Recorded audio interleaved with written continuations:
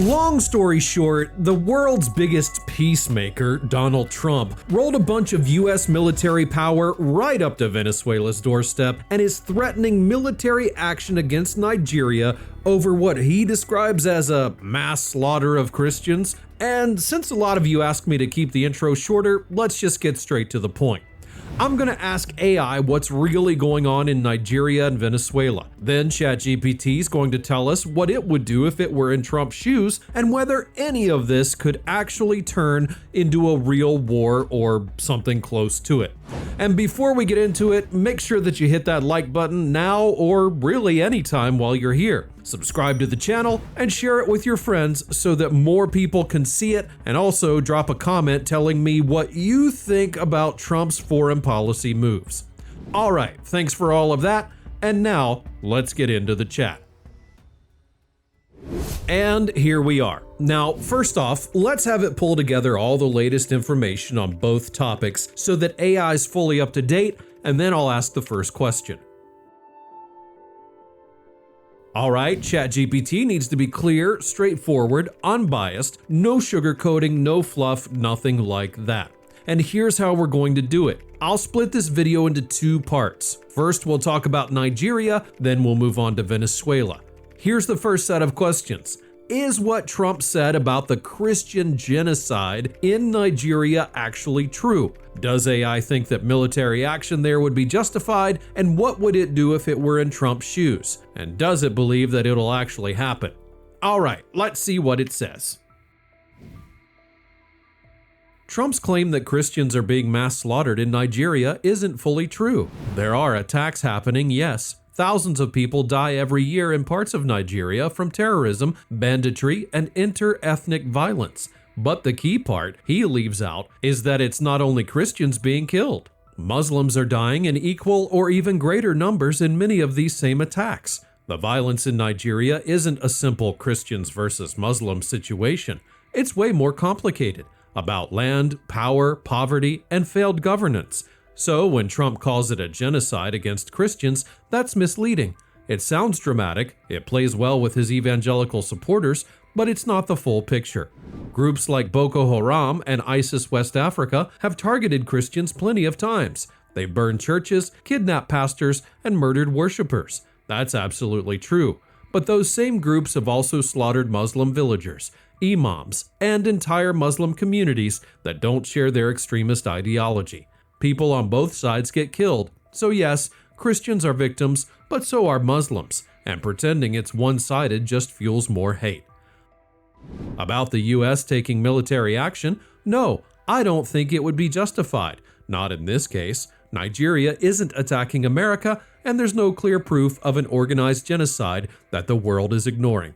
You can't just send US troops into another sovereign country because your intelligence or your social media feeds tell you something horrible is happening there. That's not foreign policy, that's chaos. If the US really cared about saving lives in Nigeria, it would help with training, intelligence, and development, not bombs and Marines.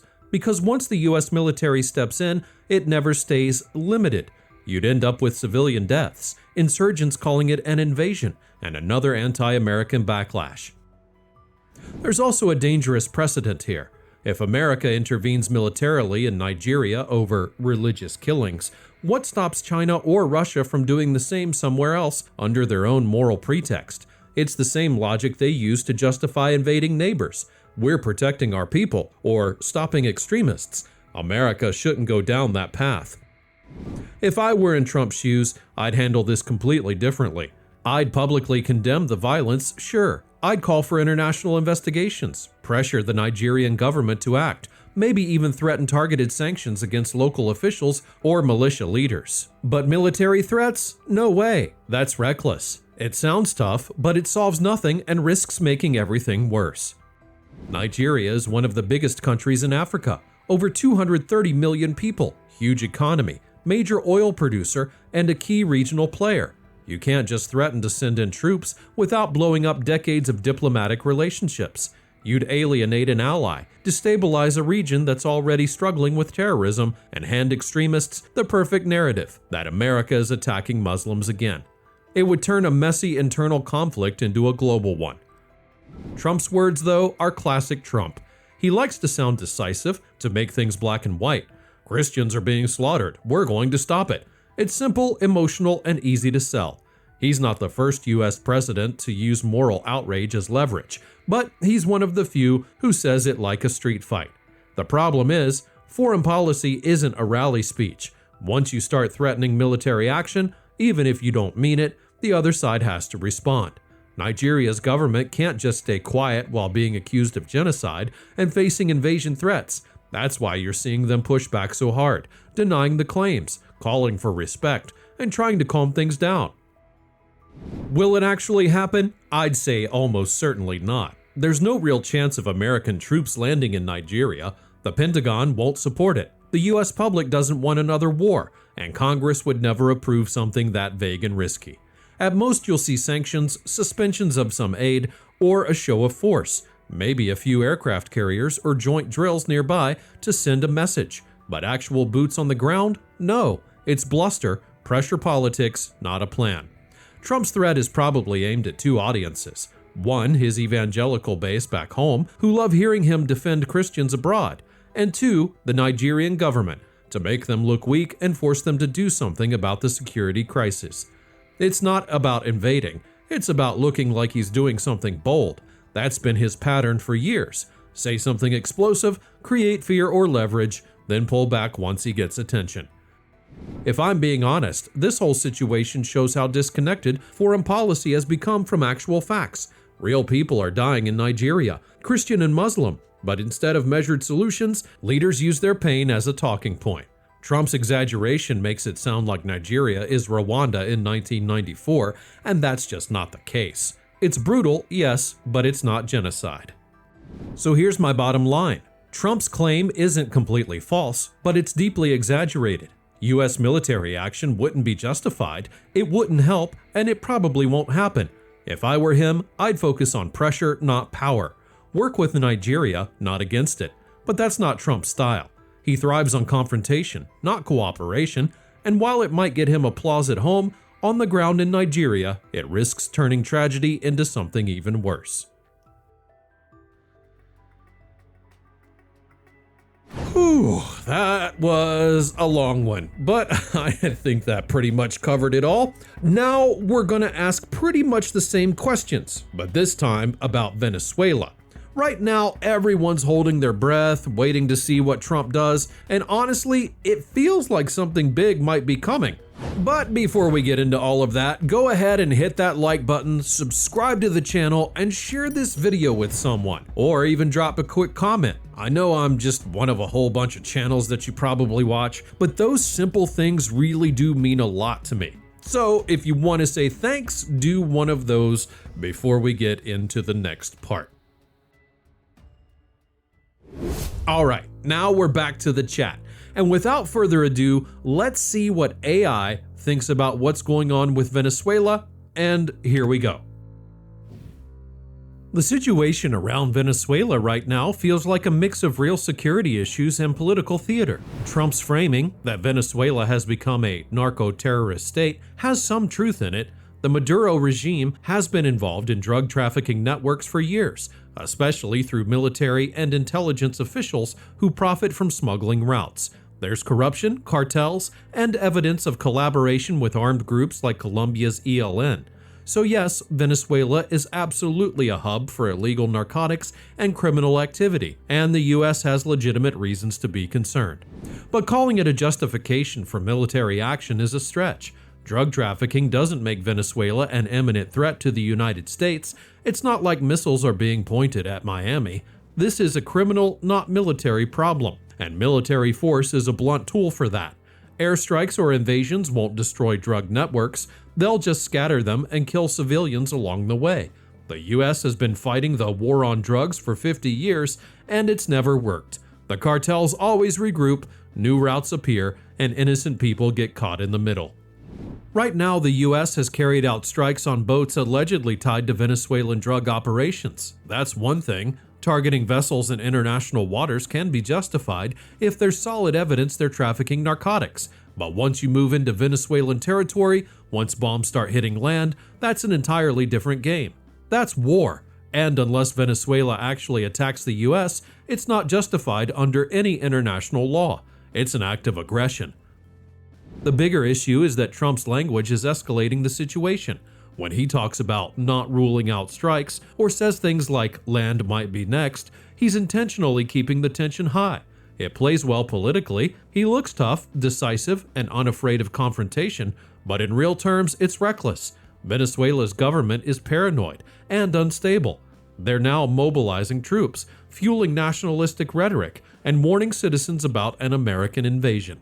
That's dangerous. You get one false alarm, one misread radar signal, and you've got a shooting war in the Caribbean. If I were in Trump's shoes, I'd take a harder but smarter approach. Pressure Maduro, yes. Sanction the top generals. Freeze their assets. Make it painful for them to keep doing business as usual. But I wouldn't bomb Venezuela or threaten to do it. I'd cut off the money flow instead. Go after the banks and shell companies that move cartel profits through offshore accounts. That's how you actually cripple the system without creating chaos for millions of innocent Venezuelans. There's also the human factor here. Venezuela is falling apart. People are starving. The economy has collapsed. Millions have fled the country. Adding U.S. military pressure to that mix would just make the humanitarian disaster worse. Any strike, even targeted, risks hitting infrastructure or causing panic. And once that happens, you've got refugees flooding into neighboring countries, and then the whole region becomes unstable. That's not a win for anyone. Would U.S. military action be justified morally? That's a tougher question. Maduro is a brutal dictator who's ruined his country and jailed or killed opponents. So on a moral level, a lot of people say removing him would be doing the Venezuelan people a favor. But morality doesn't make military action smart or effective.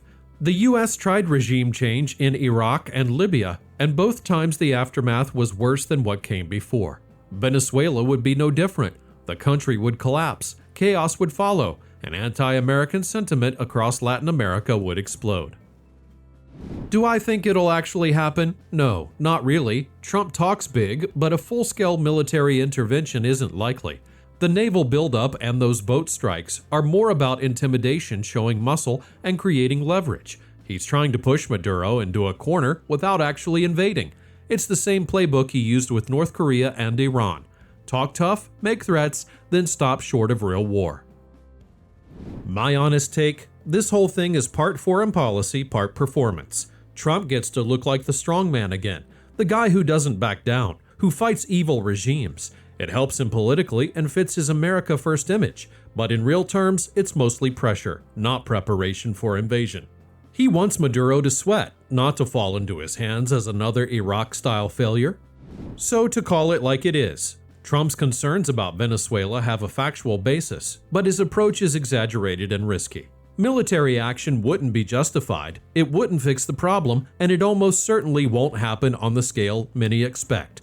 It's loud politics with some real danger underneath. The smart move isn't invasion, it's cutting the cash flow, tightening sanctions, and working quietly with allies in the region. That's what actually hurts Maduro. Not bombs, not warships, money.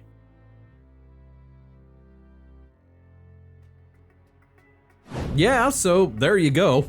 In short, ChatGPT doesn't really believe Trump's going to use military force against either Venezuela or Nigeria, and it sees the whole thing as more of a performance. But you know what? I would not be surprised if by the time you're watching this, the United States is already bombing Venezuela. The thing is, ChatGPT's prediction is based on Trump staying rational, but you see where I'm going with that one, right? Anyway, let me know in the comments if ChatGPT's answers line up with what you think. And don't forget to leave a like, subscribe if you haven't yet, and hit that thanks button under the video if you want to support the channel directly. Since I'm sure there are already a few comments saying that this is all just a distraction from the Epstein files, I've got this recent video for you where I ask AI what it thinks about some of the people who are rumored to be connected to Epstein's case. I'm talking like Bill Clinton, Prince Andrew, Donald Trump of course, P. Diddy, Stephen Hawking, and Justice Clarence Thomas. And trust me, you've got to see what it said about each of them. Thanks for watching. Click on that video right here on your screen, and I'll see you over there in just a moment.